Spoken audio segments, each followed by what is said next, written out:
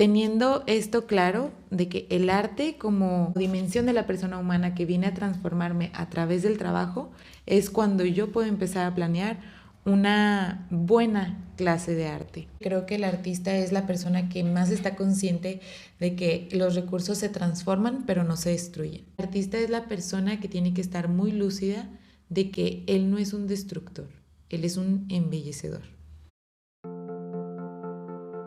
Esto es Siempre hará falta pensar, una mirada filosófica a la educación actual. Soy Natalia Gutiérrez y te invito a cuestionar juntos. Bienvenidos a un nuevo episodio. Hoy nos acompaña Mónica Villaseñor, experta en filosofía del arte. Bienvenida, Moni. Hola, gracias. Mónica es maestra de arte y filosofía y la pueden seguir en Instagram y TikTok como moni.villasr, Moni con i latina. Precisamente ahí he visto la relevancia de lo que hace al formar maestros de arte con una visión clara de lo que representa su trabajo, de la ventaja que representa la exposición y la educación artística en una época en la que las instituciones benefician las ciencias y la eficacia sobre lo que parece ser, pues, no productivo. Y surgen muchas preguntas alrededor del arte, que si todo es arte, quién decide qué es arte y qué no, todo el arte educa o trasciende, y justamente en eso vamos a entrar el día de hoy. Antes de empezar, si estos temas te interesan, dale seguir en la plataforma donde estás escuchando y en Instagram o TikTok, donde me encuentras como Natalia Gutiérrez Edu. Tu apoyo es lo que permite que este contenido llegue a más aulas. Entonces, Moni, cuéntanos qué sucede en una clase de arte. Bueno, creo que es importante que sepamos que la clase, qué es lo que busca la clase del arte, ¿no? O sea, cuál es la finalidad. Creo que cuando el maestro, aun si es experto en arte, no tiene clara cuál es la finalidad, pues va a ser muy divergente la clase, no va a ser claro. No es una sesión de juego, no es algo para relajarnos y divertirnos, porque la esencia en sí del arte pues es transformar a la persona humana. Entonces, teniendo esto claro de que el arte como dimensión de la persona humana que viene a transformarme a través del trabajo, es cuando yo puedo empezar a planear una buena clase de arte. ¿Qué es lo que pasa dentro de una institución que enseña arte por diversión? Pues bueno, que esta finalidad de transformar a la persona, claro que va a haber algún beneficio, a lo mejor va a ser muy, muy efímero, pero no se va a llegar al objetivo tal cual. Entonces yo creo que el identificar esos factores que hacen que la persona crezca a través del arte son esenciales para planear y para que sea una buena clase de arte, no una clase de relleno o no una sesión de juego. También hay esta idea precisamente de la clase de arte como la clase de manualidades, la clase de entretenerse con cositas. ¿Qué sucede ahí? O sea, ¿qué es lo que se pierde? ¿Qué es lo que se gana? ¿Cómo trasciende una clase así? Las manualidades son buenas cuando queremos enseñar a los niños a lo mejor alguna técnica, algún proceso, pero las manualidades en sí no son consideradas como arte porque es un proceso mecánico y la persona no está hecha para hacer un proceso mecánico. El arte al final quiere expresar una esencia, ¿no? La persona que hace arte o el artista o el alumno al final quiere transmitir algo de él mismo frente a la obra que está haciendo. Entonces, si yo todas las clases de arte las convierto en una clase de manualidades, ¿cuándo le voy a permitir al alumno que se exprese realmente a través de su obra? Entonces se pierde como algo de espiritual, ¿no? El arte viene a despertar algo espiritual en nosotros. Y si yo creo procesos mecanizados en mi clase de arte o de relleno y juego, nunca voy a despertar esta parte que es espiritual realmente en el alumno. Ahora, creo que incluso sería bueno partir de qué es entonces el arte. Porque muchas veces tenemos esta idea, pues hemos visto incluso en redes sociales uno que otro escándalo de fulanita pintó un cuadro que a lo mejor algunos no consideraríamos arte y entonces lo quería vender carísimo. Y este tipo de cosas, ¿qué define lo que es el arte? Ok, aquí está un poquito complicado, ¿verdad? Dar como una definición o un concepto. Entonces lo voy a abordar más como en la parte de filosofía del arte. En filosofía del arte es el hacer, ¿sí? Arte es el hacer con las manos, con un instrumento, con mi cuerpo, y nosotros sabemos lo que son las diferentes artes, ¿no? O sea, hablamos desde la música, la pintura, la danza, es el hacer. ¿Qué es lo que define si algo es arte o no?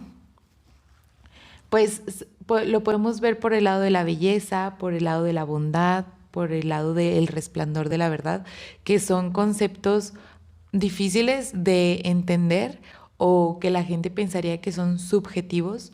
Y sí hay cierta subjetividad en el arte, pero también hay mucha objetividad. Yo creo que para entender un poco siempre pongo el ejemplo de la música, porque siento que con las artes plásticas es diferente, pero cuando un músico se desafina o cuando no tiene el conocimiento total de su instrumento, es bastante evidente y ahí podemos decir, le falta preparación.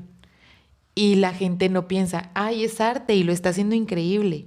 La gente piensa, necesita prepararse más.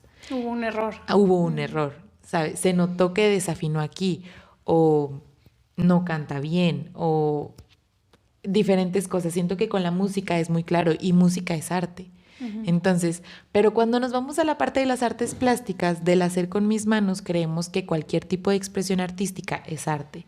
Entonces ahí es cuando debemos de ser inteligentes y debemos decir, ok, ¿qué parte es objetiva? O sea, ¿qué parte de la técnica, de los estudios que, cómo se ha preparado el artista es objetiva y qué parte es subjetiva? Te puedo poner el ejemplo de los impresionistas, ¿no? Los impresionistas, vienen después de la época del Renacimiento, del arte neoclásico. Entonces, el arte renacentista y neoclásico es así como perfección, ¿no? El cuerpo humano, la anatomía, el uso de la luz, de la sombra. Y luego vienen los impresionistas y podemos ver los brochazos en sus pinturas. Pero los impresionistas sí se educaron en arte. O sea, ellos sabían de anatomía, ellos sabían de perspectiva, ellos sabían de técnica. Y a partir de los conocimientos que yo tengo y de cómo me educo en cierta área artística, puedo elegir cómo expresarme de manera más libre. ¿Sí? No al revés. A veces creemos que cualquier dibujo es una obra de arte y a lo mejor es una expresión artística y el artista o el alumno está en potencia de hacer una obra de arte realmente. Pero sí debemos diferenciar cuando es solamente una actividad artística o una expresión artística muy efímera, a cuando hay un proceso artístico donde el artista tiene un conocimiento de los materiales, de los útiles, sabe cómo pinta esta brocha, sabe qué instrumento utilizar, se sabe afinar, un músico, o en danza. ¿Cuántos años le toman a las bailarinas dominar técnicas, todo lo que ellas necesitan para convertirse en una bailarina profesional? Es lo mismo con las artes plásticas. Y yo creo que ahí es un buen punto que nos ayuda, es como un punto de partida que nos ayuda a decir de que, esto es, esto no es. Pero no podemos ser como que los jueces todo el tiempo. O sea, hay que conocer realmente la historia detrás de cada obra y conocer al artista y cuál era su intención. Obviamente, si el artista ya falleció y se hizo famoso después de fallecer, pues bueno, habrá que hacer otro tipo de investigaciones, como si se escribieron cartas, libros, si tenía algún tipo de diario, la gente que estaba a su alrededor. Y otra cosa que quiero aquí mencionar, que creo que es importante, es que el artista en cada obra es un secreto. Cada una de su obra de arte es un secreto en su intimidad. O sea, sí podemos conocer mucho sobre el artista, pero al final la intención profunda espiritual del artista jamás la vamos a lograr conocer. O sea, nadie estuvo adentro de otra persona y supo qué era lo que sentía, qué era lo que veía, cuál fue realmente su intención. Es muy difícil. O sea, somos personas, somos complejas y somos seres espirituales. Al final, lo que el artista transmite en la obra hay un secreto escondido para el intérprete. Siento que por eso también el artista es tan celoso con su obra. O sea, o se pone en un plan muy perfeccionista de que no está terminada porque no he logrado lo que quiero, o esta parte de si alguien critica su obra puede haber reacciones muy, muy complejas. Esta relación del artista con su obra no es nada más, sí, la hice y ahí está. Claro, sobre todo un verdadero artista, porque hay muchos artistas que crean para el mercado, para vender. Yo creo que cuando tu finalidad es vender tu trabajo se pierde algo, pero el verdadero artista que crea por gratuidad, sí hay un celo de su obra, y sobre todo esto que mencionas de cuando el artista no está conforme, se llama la nostalgia del artista, y es un impulso para seguir creando. A muchos nos ha pasado que terminas un cuadro, una obra, y luego la ves al día siguiente y dices, le falta, o hubiera hecho esto. Entonces ahí también es el impulso, ¿ves? O sea, el artista al final sigue creando, no se para en una sola obra de arte y ya esa la satisfago por siempre. O sea, no, él tiene que seguir creando y es un impulso para, ahora quiero transmitir esto, ahora quiero hacer esto. Claro que todos los artistas que viven del arte, pues obviamente buscan vender su arte, pero el verdadero artista crea con gratuidad. O sea, hay una gratuidad en su arte, y es por eso que es una persona sensible, es una persona muy emocional. Ahora ahorita vamos a hablar un poquito más sobre educar para el arte, educar en el arte, pero también podemos decir que el arte educa. O sea, si vemos una pintura, aprendemos algo de esa pintura. Y hablamos también de que en la historia muchas veces se ha utilizado el arte, se ha pedido arte para enseñar una idea más compleja que las palabras alcancen a describir. ¿Todo arte educa o trasciende de esa forma? Yo creo que aquí el maestro tiene que ser muy inteligente para escoger el tipo de obras que va a utilizar para educar. Por ejemplo, sé que muchos maestros utilizan a Kandinsky para enseñar geometría, ¿no? De una manera más divertida. Tenemos a un Robert Dulany para estudiar lo que es la teoría del color. Entonces, no todo arte nos va a servir a lo mejor para llegar a un fin educativo, pero sí podemos agarrarnos de todas las herramientas artísticas conocidas para enseñar arte. Okay. ¿Cuál es la diferencia entre un técnico que sigue instrucciones y un artista que genera algo nuevo? Pues yo creo que la misma palabra lo dice, ¿no? O sea, un técnico crea algo de manera repetitiva, le dan paso 1, paso 2, paso 3, y el artista es libre. O sea, el artista a lo mejor puede conocer el contexto en el que va a trabajar, pero es libre de crear una obra. Es libre de hacerlo a su manera, poniendo su sello personal. Y un técnico se tiene que adaptar a una caja, por así decirlo. Se tiene que meter en una caja de instrucciones donde en una empresa viene siendo como a lo mejor un engranaje más para que algo funcione. ¿Y qué es lo que pasa? Que se pierde la parte de la inventiva. El artista es aquel que le gusta crear, que le gusta inventar, y esto causa satisfacción. Si tú eres un técnico donde te piden solamente seguir pasos, no ves el resultado de tu trabajo, no puedes inventar, no despiertas tu inteligencia para agregar algo más a tu obra, entonces yo creo que hay una insatisfacción muy fuerte como persona, y creo que también es uno de los problemas que vivimos hoy en día, ¿verdad? Porque sentimos tanta frustración en ciertos lugares, es porque no sabemos qué es lo que... No vemos los resultados de nuestros trabajos y nos sentimos como un número más dentro de una empresa. Sino no ver el fruto del esfuerzo de... Sí, o que realmente una cosa es, no sé, yo voy a hacer una taza y yo toco este material, lo moldeo, lo coso, lo pinto, todo el proceso que tiene la cerámica, A mí nada más me correspondió ponerle el sello al final y envolverlo. Es diferente. ¿Cómo se relaciona el artista con la naturaleza, con los recursos que nos da la naturaleza para hacer su arte? ¿Y cómo contrasta con la visión que tenemos ahorita de explotar los recursos? Bueno, primeramente creo que el artista es la persona que más está consciente de que los recursos se transforman, pero no se destruyen. Entonces, creo que esto es esencial. Hay una comunión muy bella entre el artista y la naturaleza. ¿Por qué? Porque para empezar, la naturaleza es fuente de inspiración, ¿no? Uh-huh. Al ser algo fuente de inspiración, no buscas destruirlo, buscas complementarlo, buscas transformarlo. Entonces, si algo te parece bello, si algo te genera paz, buscas tú agregarle algo y no quitarle algo. Y creo que esto es muy importante y va en contra de todo lo que vivimos hoy en día del consumismo, por ejemplo, o de esta cultura de, como dice el Papa Francisco, la cultura del descarte, ¿no? O sea, ya no buscas consumir y descartar, consumir y descartar, consumir y tirar. No, buscas tomar este material y transformarlo y crear algo bello con eso. El artista es la persona que tiene que estar muy lúcida de que él no es un destructor, él es un embellecedor. Ahorita estamos hablando ya en estos tiempos de la creación de arte por inteligencia artificial. Que así brevemente, ¿qué podrías decir de eso? Voy a citar a Guillermo del Toro. No conozco ningún verdadero artista que haya utilizado la inteligencia artificial. Ahí me quedo con eso.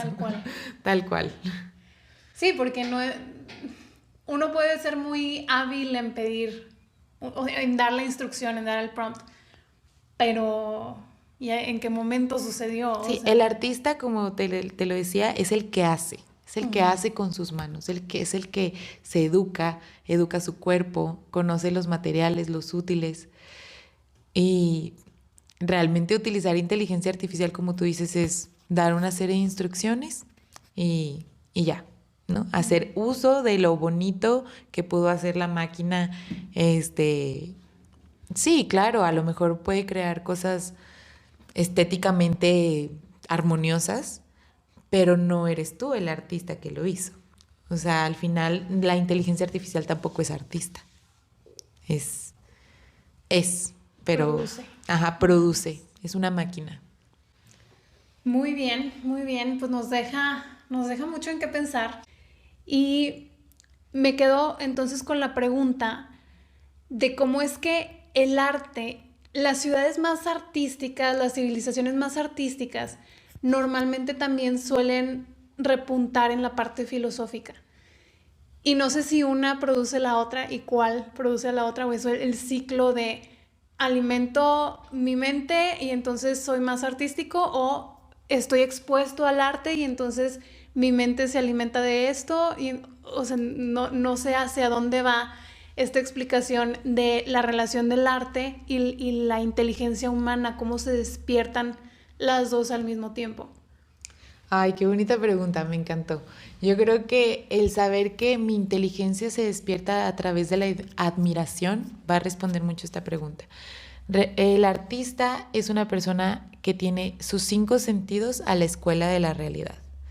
¿Qué le permite esto? Admirarse a ver el cielo, admirarse a tener una conversación con el otro. Mientras más mi inteligencia se despierta a través de la admiración, más voy a cuestionar. Y entre más cuestiono, más tengo ganas de saber. Entonces, claro que hay una relación directa, como te decía, el arte es una de las 7 dimensiones de la persona humana. Entonces, el artista, ¿qué es lo que busca? Busca transmitir su saber, busca transmitir sus experiencias. Un hombre de experiencias es un hombre que va a tener mucho para crear y mucho para cuestionarse, la filosofía, y mucho para hacer. Es una persona, podríamos decir que una persona con un don a la vida. O sea, él busca darse a los demás a través de su arte, a través de sus cuestionamientos. Entonces, sí, realmente yo creo que podríamos interrogarnos en qué experiencias mi inteligencia se despierta más. Ya entrando todavía más en filosofía, ¿cuál es el proceso del arte? A mí me gustaba mucho verlo como a partir de las causas de Aristóteles, pero bueno, aquí como tú lo quieres abordar, ¿cuál es el proceso que sigue el artista para crear una obra? Sí, normalmente pensamos que el artista es el hombre de las ideas. Me pasa mucho, ¿no? De que, ay, es que tienes una imaginación padrísima o tienes un buen de ideas.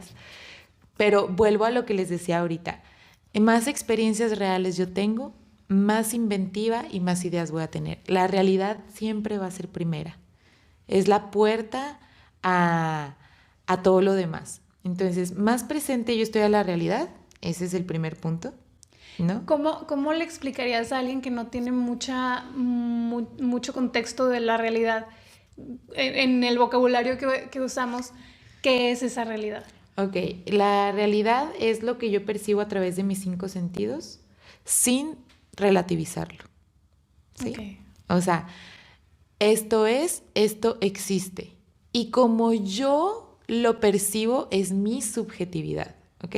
Uh-huh. Un ejemplo, este árbol mide 3 metros. El árbol existe, mide 3 metros. ¿Cómo lo percibo? Como un árbol súper bello, súper verde, luminoso, da energía. Eso, Yes. Mi objetividad con mi subjetividad, me va a llevar a lo que es la experiencia artística, a tener ideas, a querer inventar, a querer pintarlo, a crear una melodía que hable del árbol, una danza, pero es mi subjetividad. Entonces, la primera puerta es estar presente a lo real sin relativizar lo que existe. O sea, lo que existe es tal cual es. Como lo percibo es mi subjetividad, de acuerdo a mis experiencias, lo que me puede transmitir como positivo o negativo, algún recuerdo. Y a partir de ahí, ¿qué es lo que tiene que hacer el artista? Tiene que dar el salto, ¿no? A su experiencia artística. También si soy una persona que pinta, a lo mejor me van a dar muchas ganas de pintarlo y me va a inspirar, pero lo puedo pintar muy realista o lo puedo pintar más abstracto o a lo mejor lo voy a hacer de una manera totalmente diferente o voy a hacer una escultura. Entonces ya cada artista viendo el mismo árbol le va a traer recuerdos diferentes o se va a imaginar cosas diferentes, pero el árbol es. O sea, que yo haga un cuadro abstracto a partir de este árbol no significa que voy a deformar el árbol. Uh-huh. El árbol es y existe y cómo yo lo percibo y cómo yo lo represento en una obra es mi subjetividad y es mi manera de expresarme. Es esta parte, como que te decía, más espiritual que el artista pone en su obra de arte. Me fascina cómo nace la idea, se puede decir.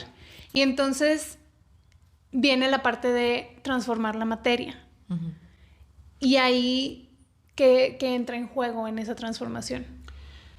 Ok, bueno, para transformar la materia, primero tengo que tener los conocimientos de qué es lo que voy a usar para transformar esta materia. Y aquí es muy importante ponernos a la escuela de un maestro. O sea, yo creo que sí es muy importante mencionarlo porque podemos ser muy autodidactas, podemos nosotros trabajar porque a nosotros lo hemos aprendido solos, etcétera. Pero siempre es de sabios pedir consejo y ponerte a la escuela de alguien que va más adelante que tú. Entonces, por ejemplo, yo puedo ser muy bueno pintando realismo, pero ahora quiero cambiar a otro tipo de técnicas o ahora quiero aprender escultura, entonces voy a buscar al buen maestro que me va a ayudar y que me va a enseñar cómo se utilizan los materiales.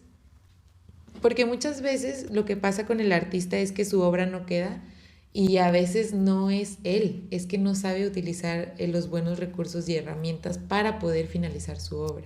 Entonces es por eso que siempre es bueno estar a la escuela de alguien más y aceptar que no lo sabemos todo y aceptar que también como yo puedo educar, a veces me toca ser la persona que tiene que educarse.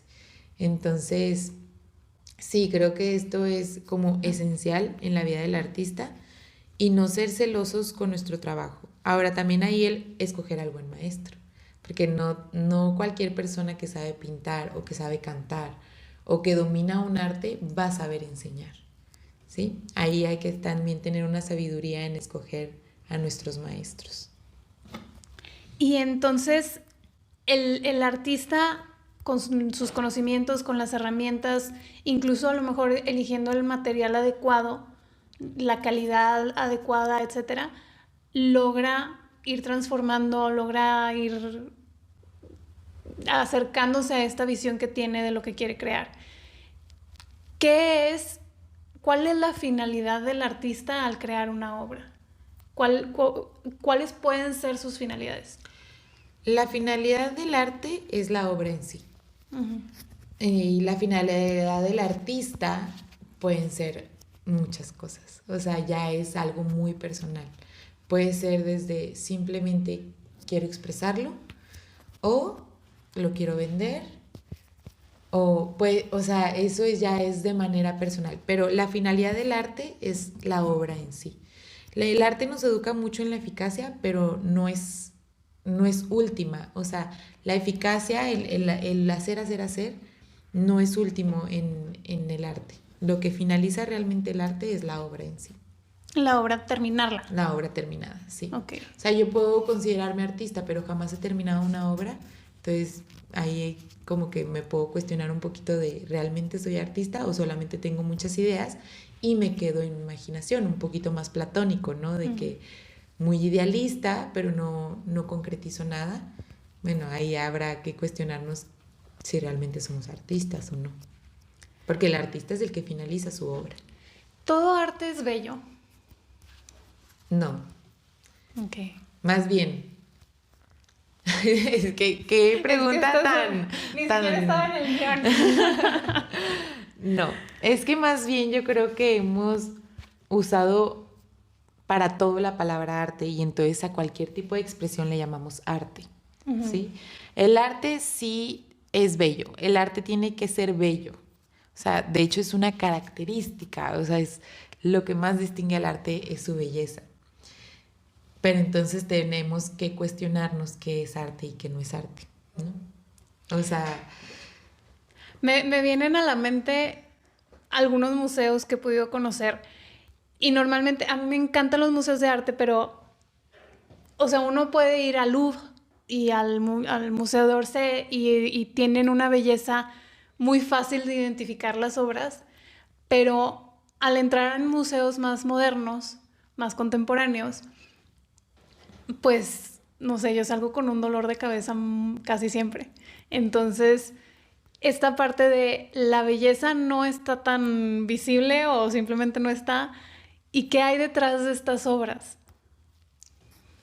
Sí, mucha gente dice que todo lo que te despierte un sentimiento, ya sea positivo o negativo, es arte. Ahí yo creo que tenemos que cuestionarnos mucho por qué creemos esto. O sea, por qué creemos que tener una reacción negativa ante algo sea considerado arte o no, ¿verdad? También recordemos que el arte o el hacer de los artistas pues nos van marcando pautas en la historia, ¿no? Al final el arte no nada más nos cuenta algo del artista, nos cuenta algo de la época en la que vivió. Entonces, yo creo que ahorita vemos arte muy efímero, se podría decir, o que consideramos un poco vacío, pero también este arte, bueno, ¿qué nos provoca y qué nos está contando de la época en la que estamos viviendo? Yo creo que esa sería como la pregunta a responder de qué me cuentan estas obras de la época en la que se están dando, por qué el artista pinta esto. Porque claro que hay una intención, o sea, una obra que ya está en un museo, hubo una intención, hubo un trabajo, hubo un proceso artístico detrás. Pero, ¿qué me está queriendo decir el artista con esto? O, no sé, por ejemplo, la música electrónica, que nace a partir de los ruidos mecánicos como de la impresora de zzz, zzz, zzz, zzz, zzz. Entonces, bueno, o sea, y antes la música, la inspiración era el canto del pájaro, el viento, el mar. Entonces, cada obra artística me va a contar algo de la época que se está viviendo. Okay. Entonces, por ejemplo, el plátano pegado en la pared, muy famosísimo, que se volvió, bueno, hay que ver cuál era la intención del artista al hacer eso. Denunciar a una sociedad totalmente consumista. Entonces, ¿cuál fue la obra de arte? ¿El plátano pegado en la pared o lo que él quiso denunciar y lo que demostró al vender ese plátano en más de 6 millones de dólares? Perdón. Ahora, bueno, ya volviendo al guión. Me gustaría abordar el punto del arte como fruto del amor. ¿Qué se puede decir ahí? O sea, ¿cómo es que el arte viene a ser ese fruto? Yo creo que el arte viene a transformar muchas cosas en la persona simplemente por el hecho de hacerlo, ¿sí? Lo podemos ver desde que los niños son pequeños.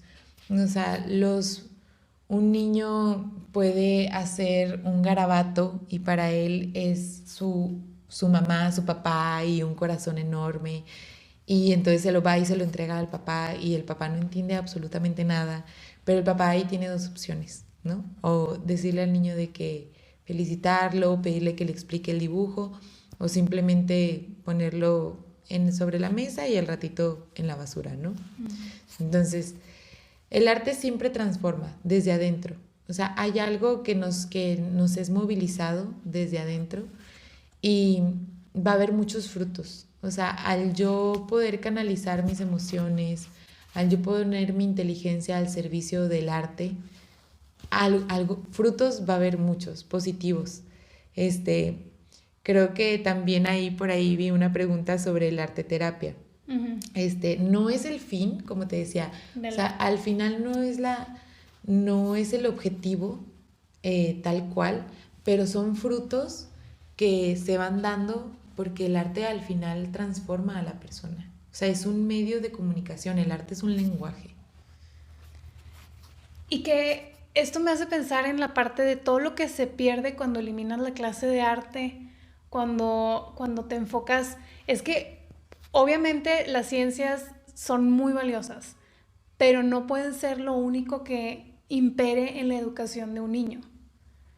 Todo lo que un niño deja de desarrollar cuando no está expuesto al arte, cuando no tiene la oportunidad de desarrollar habilidades artísticas. Digo, lo estamos viendo en muchas escuelas ahorita. Es pues hasta cierto punto trágico en el desarrollo del niño. ¿Tú qué dirías de eso? Creo que el tener un taller de arte, un aula de arte en las escuelas es fundamental en la educación. De hecho, muchas de las materias de las ciencias también se pueden enseñar a través del arte. Obviamente se necesitan los buenos maestros que estén muy preparados, pero el taller siempre va a ser un lugar de fecundidad. O sea, va a ser un lugar donde el niño es inventor, donde el niño no tiene miedo a equivocarse, porque si te equivocas no pasa nada, aprendes del error y te cuestionas en qué fallé y lo vuelves a intentar. Eso es la belleza del arte. Y creo que pues el humano está hecho para hacer cosas. O sea, al final somos nosotros que estamos hechos para esto. ¿Qué es lo que ha pasado? Que entramos en un mundo muy mecanizado, en un mundo donde, pues sí, toda la revolución industrial nos hizo aprender procesos, 1, 2, 3. A veces creemos que hacer más es porque es mejor, es más eficiente, y caemos mucho como en este lado de la eficacia y no tanto en el lado de la belleza, no tanto en el lado de me voy a expresar en mi parte más profunda y más humana a través de la materia. Okay. Creo que se pierden cosas básicas de la persona. O sea, una persona que no inventa, que no crea, que no se aburre para crear, está perdiendo gran parte de lo que le hace humano.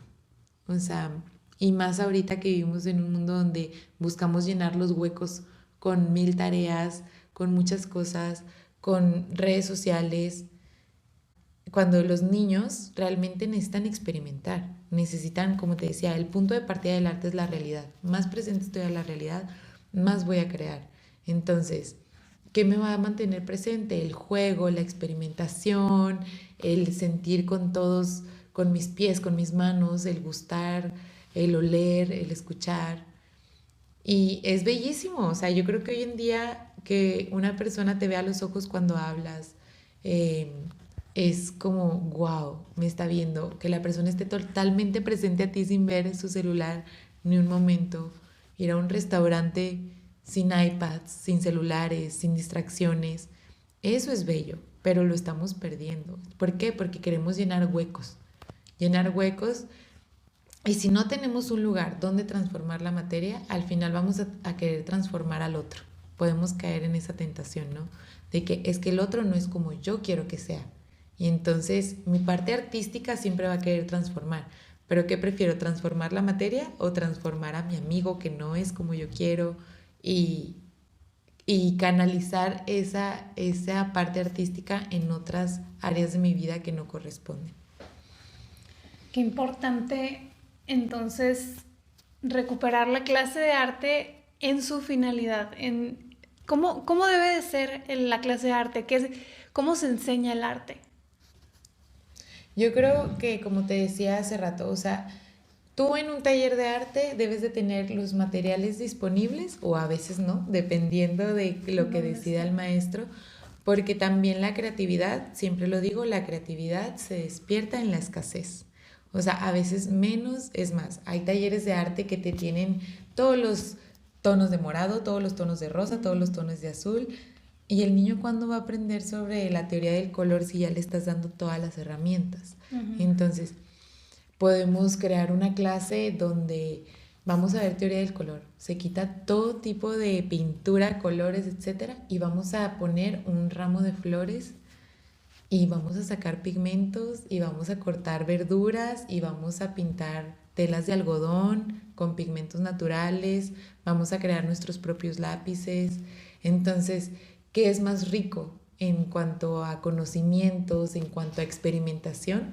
Pues ponerle al niño a cortar un betabel y luego que con eso este, pinte una telita de algodón y luego la tela de algodón la cosa y se haga una carterita para su mamá, no sé, como más la parte del artesano, ¿no? Uh-huh. En lo que aprende, porque una vez teniendo las técnicas, él ya después en un futuro puede crear una obra de arte.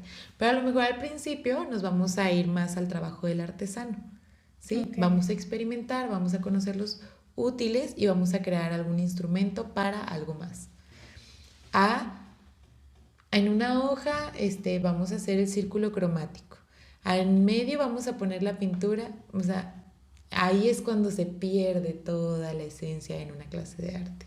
Es por eso que el maestro tiene que estar muy capacitado y tiene que ser muy inteligente, porque puede tener los conocimientos, puede tener la teoría, puede ser un gran pintor a lo mejor, pero enseñar es algo totalmente diferente. Uh-huh. ¿Dirías que es importante también enseñar apreciación del arte?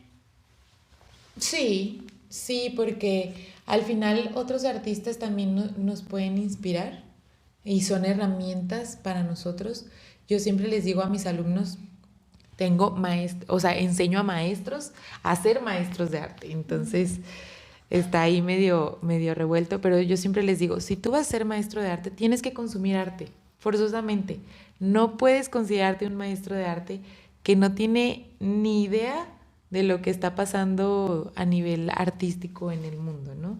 Porque entonces, pues cualquier opinión pues sí, ya no es propia, repetimos opiniones, no tenemos un pensamiento crítico. O sea, ya el pensamiento crítico se nos va de las manos, no reflexionamos por nosotros mismos y repetimos opiniones. Entonces sí es muy importante apreciación del arte y conocer arte.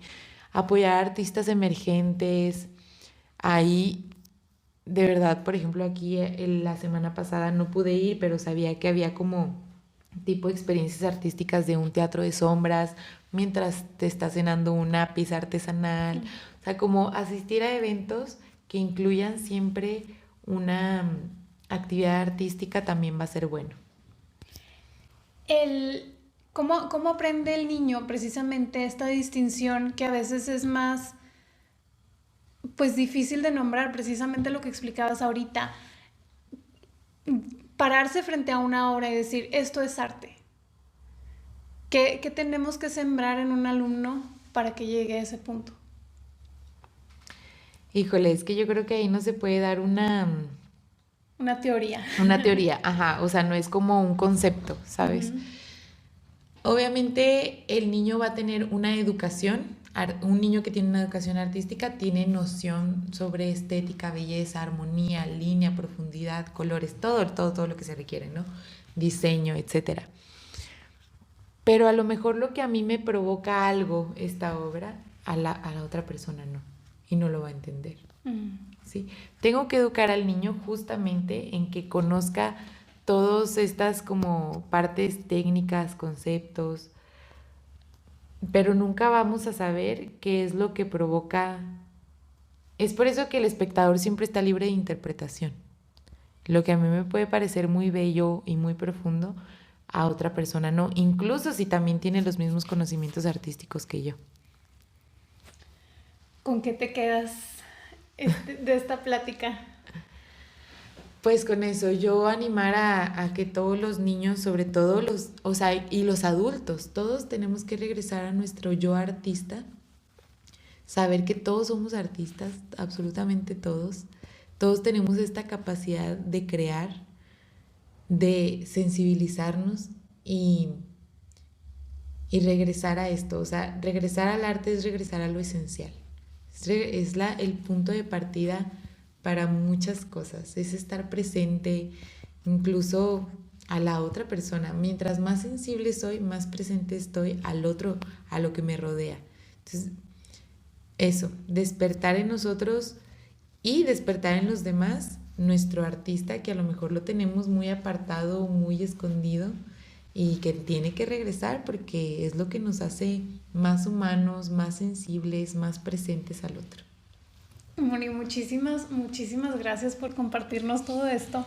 A mí me vuelan las ideas, o sea, cada vez que veo tu contenido en redes sociales, cada vez que te escucho hablar de arte, hay algo nuevo para mí y es padrísimo porque precisamente el arte nos lleva a este despertar en lo artístico, pero también en lo intelectual, en lo humano. Entonces, sí, definitivamente es algo que queremos más en las escuelas y en nuestra vida, como bien lo dices.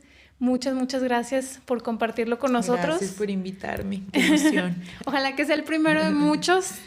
Sí. Y pues sí, sigan a Moni en sus redes sociales, también las dejo aquí abajito. ¿Nos la puedes repetir, por favor, Moni? Sí, en Instagram y en TikTok, tengo poquito contenido, la verdad, pero ahí estoy como moni.villa WLSR. Es que soy Mónica Villaseñor, entonces encontrar un username para cortito. Este nombre estuvo difícil, pero sí. Ahí sí estoy en redes sociales. Muchas gracias.